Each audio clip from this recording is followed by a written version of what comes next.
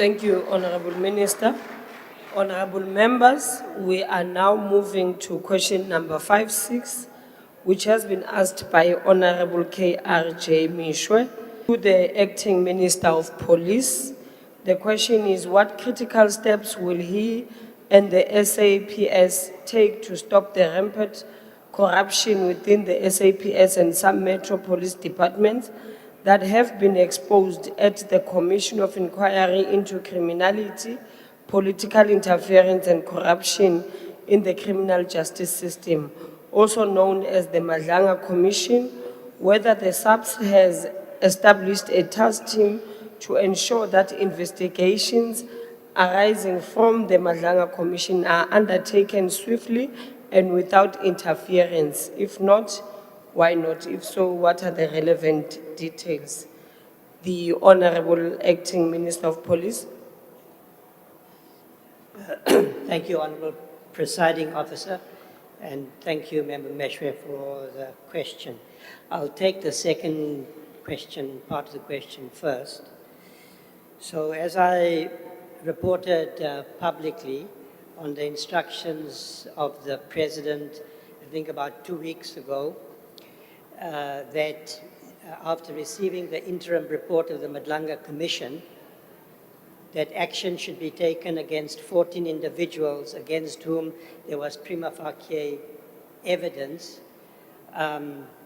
We established an investigations task team, which is prosecution-led. I can confirm that that has happened. I can also confirm that disciplinary steps have been taken against all the affected individuals by implementing precautionary suspensions. I'm referring both to the SAPS officials and the EPD officials, the metropolitan officials. And I can also confirm that IPID is also conducting certain investigations on the recommendations of the Madlanga Commission. And I'm expecting progress because I have received a report. Then with respect to part one, members should recall that the President announced in the SONA that vetting and lifestyle audits will be implemented by the State Security Agency. I think it's going to be critical that we focus on high-risk areas like procurement and crime intelligence, and I will certainly be monitoring progress in this regard. Second, additional resources have been allocated to the anti-corruption units. The National Commissioner made announcements in regard to this some time ago. Third, the President announced that the recommendations of the National Anti-Corruption Council, which I chaired, that he endorses those recommendations, and I can confirm that they will now be considered in the JCPS cluster under the leadership of the Minister of Justice. I can also indicate that we are looking at the disciplinary provisions of the SAPS, the way discipline is handled, because I think there's some changes need to be made, and that the National Commission and I are now in agreement that those internal disciplinary processes should be presided over by an external expert as part of the professionalization agenda. Legislative amendments, the South African Police Service Amendment Bill is being finalized, and that will be before Parliament in due course. And then let me speak to the issue of crime intelligence, because that was an important issue, that question about slush funds that should perhaps have been directed to myself, not the Minister of State Security. I think it's correct to indicate that there is a gap there that needs to be addressed. There have been many reports of a misuse of those funds, and so we need to look at the regulatory process. The Auditor General routinely issues qualified audits because the Auditor General is not able to examine those accounts fully. And so I think that the Minister of State Security's reply perhaps was an interesting one, that the model that's being applied to the, in the defense sector could also be examined and applied perhaps to crime intelligence when it comes to SAPS. Thank you. Thank you, Honorable Acting Minister. The first supplementary question will be asked by Honorable Meshoe. Thank you, House Chair, and thank you, Honourable Minister, for those answers. The rampant corruption within SAPS and Metro Police have been exposed over the past few weeks, and that is the indicative of the failure of the police to garner the trust of community members, many of whom would well be aware of those who have been involved in corruption among the police. And if they trusted the police, they would have readily come forward with relevant information, knowing that they would be protected and not exposed by those they are reporting to, as it has happened many times. Now, my question is to you, Honourable Minister, Acting Minister, what is the Minister and his department doing to foster improved collaboration between the police and our communities, as without them, the problem of crime and corruption will never be resolved, and we will continue to need the help of the SANDF to deal with organized crime within our communities? Is there a strategy, and what is going to be done? Thank you, Minister. The Honorable Minister. Thank you, Honourable Meshoe.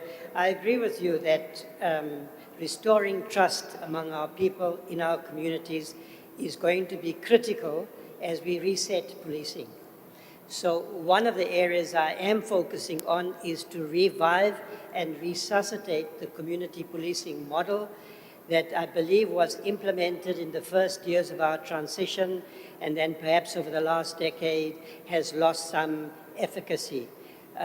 On Friday, I am meeting with MINMEC, and one of the items on the agenda will be about restoring community policing as one of the pillars of our response.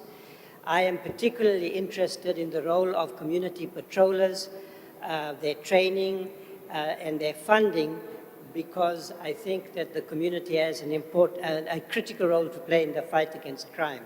May I also mention, Honourable Meshoe, that I am going to establish an interim governance council to assist the ministry with the implementation of the Madlanga Commission's recommendations to reset policing on a new path, and in that way contribute to the restoration of the trust of our people in their police service, which is critically important if we are going to win the fight for safety and against crime. Thank you for your question.